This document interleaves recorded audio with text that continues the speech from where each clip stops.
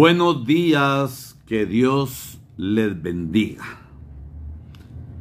En este su programa Aires Sinodales queremos hacer un resumen y propuestas que ha dejado el documento final de las asambleas sinodales en el recién pasado octubre. El documento final del sínodo de la sinodalidad es un texto que sintetiza el proceso de reflexión y diálogo que ha tenido lugar en la Iglesia Católica desde la inauguración del sínodo en el 2021. Este documento busca resaltar la importancia de la sinodalidad como un camino hacia una iglesia más participativa, misionera y en comunión. A continuación se presenta un resumen del documento y las propuestas concretas que se derivan de él. A manera de introducción, el documento comienza con una evocación del encuentro de los discípulos con el resucitado, enfatizando que cada paso en la vida de la Iglesia debe ser un regreso a esta fuente de unidad y paz. Se destaca la importancia de la escucha y la presencia del Espíritu Santo en el camino sinodal que busca construir una unidad en la diversidad. Contexto de sufrimiento. Se reconoce el sufrimiento que enfrenta la humanidad, incluyendo guerras, injusticias sociales y crisis climáticas. La Iglesia es llamada a ser un agente de paz y reconciliación, siguiendo el ejemplo del Papa Francisco. Se recuerda que los gozos y las esperanzas, así como las tristezas y angustias de los hombres, son también los de la comunidad cristiana. Proceso sinodal. Desde el 2021, la Iglesia ha estado en un proceso de escucha y diálogo que ha incluido consultas a nivel local, nacional y continental. Este proceso ha permitido discernir lo que el Espíritu dice a las iglesias y ha sido marcada por la sabiduría del sentido de la fe del pueblo de Dios. La sinodalidad se presenta como una llamada a la alegría y a la renovación de la Iglesia en su misión. Identidad bautismal y unidad. La sinodalidad se basa en la identidad común de todos los bautizados, quienes son llamados a ser protagonistas de la misión de la Iglesia. Se busca una unidad plena y visible entre los cristianos y se reconoce la importancia de la diversidad en la vida de la Iglesia. Conversión y discernimiento.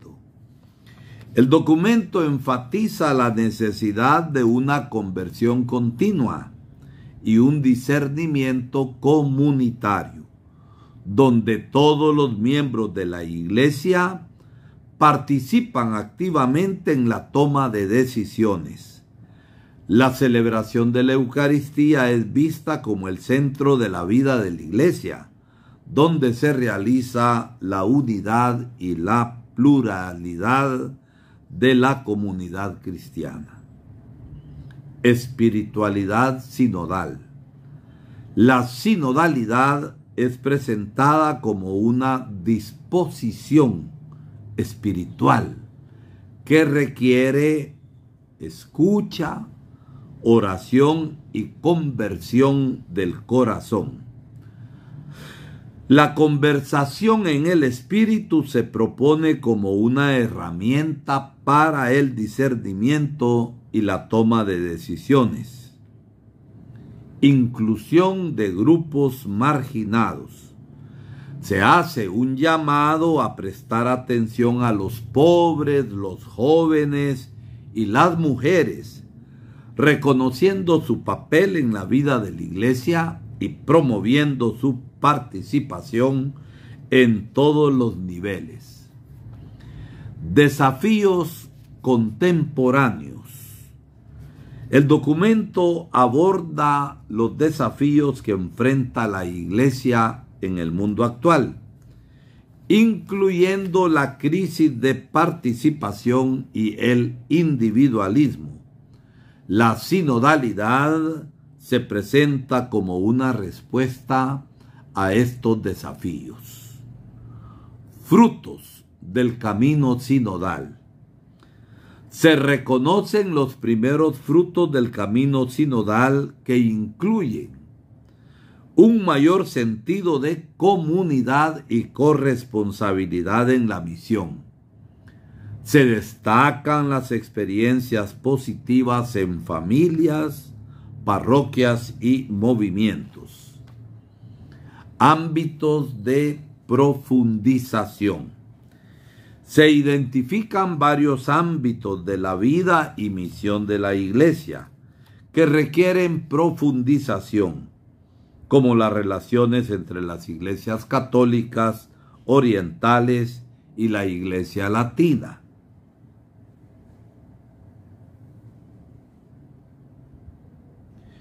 La escucha del clamor de los pobres, la misión en el entorno digital y la revisión de documentos sobre relaciones entre obispos y comunidades.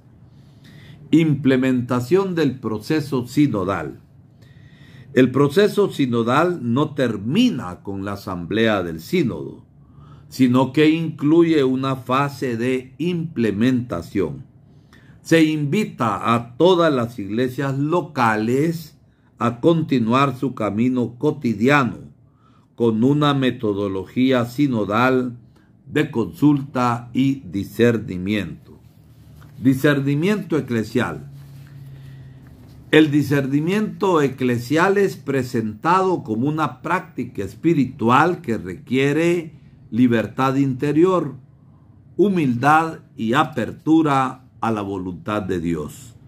La escucha de la palabra de Dios es el punto de partida y criterio de discernimiento. Conversión de relaciones. Se enfatiza la importancia de las relaciones interpersonales en la vida de la Iglesia, promoviendo un ambiente de acogida y hospitalidad. Las familias son vistas como un lugar privilegiado para aprender sobre la sinodalidad. Carismas y ministerios. Se reconoce la diversidad de carismas y ministerios en el pueblo de Dios y se hace un llamado a ampliar las posibilidades de participación y ejercicio de corresponsabilidad diferenciada de todos los bautizados. Formación integral. Se destaca la necesidad de una formación integral y compartida que incluya a todos los miembros de la Iglesia, fomentando el conocimiento mutuo y la colaboración. Cultura de protección. Se hace un llamado a promover una cultura de tutela y protección dentro de la Iglesia, asegurando que las comunidades sean lugares seguros para los menores y las personas vulnerables. Conclusión. El documento concluye con una invitación a vivir la sinodalidad como un camino de renovación y transformación, donde la Iglesia se convierte en un signo de esperanza y unidad en el mundo. ¿Cuáles son las propuestas concretas del documento? Primero, continuar el proceso sinodal. Las iglesias locales deben ser el camino de la sinodalidad, promoviendo la consulta y el discernimiento en la vida cotidiana. Formación integral. Se propone una formación continua y compartida para todos los miembros de la Iglesia, que incluya la dimensión ecuménica y la formación en la cultura digital. Inclusión de grupos marginados. Se deben crear espacios para la participación activa de los pobres, jóvenes y mujeres en todos los niveles de la vida eclesial. Cuarto, discernimiento eclesial. Se debe fomentar una cultura de discernimiento que incluya la escucha de la palabra de Dios y la participación de todos los miembros de la comunidad. Quinto, cultura de protección. Se deben establecer normas y procedimientos para garantizar la protección de menores y personas vulnerables en todas las comunidades. Revisión de documentos. Es el sexto. Se propone revisar documentos que rigen las relaciones entre obispos y comunidades, así como las ratio fundamentales de la institución sacerdotal. Séptimo, promoción de ministerios laicales.